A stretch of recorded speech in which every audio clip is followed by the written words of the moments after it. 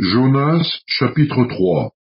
La parole de l'Éternel fut adressée à Jonas une seconde fois en ces mots. Lève-toi, va à Ninive, la grande ville, et proclame-y la publication que je t'ordonne. Et Jonas se leva, et alla à Ninive selon la parole de l'Éternel. Or Ninive était une très grande ville, de 3 jours de marche. Jonas fut d'abord dans la ville une journée de marche.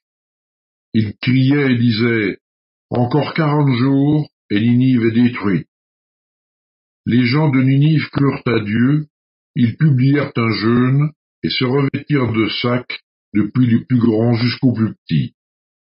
La chose parvint au roi de Ninive, il se leva de son trône, ôta son manteau, se couvrit d'un sac et s'assit sur la cendre. Et il fit faire dans Ninive cette publication, par ordre du roi et de ses grands.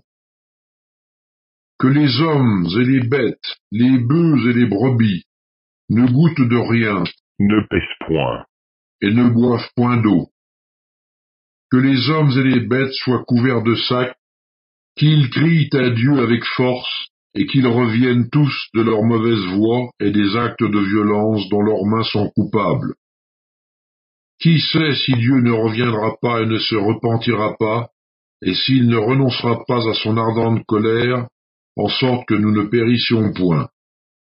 Dieu vit qu'ils agissaient ainsi et qu'ils revenaient de leur mauvaise voie. Alors Dieu se repentit du mal qu'il avait résolu de leur faire, et il ne le fit pas.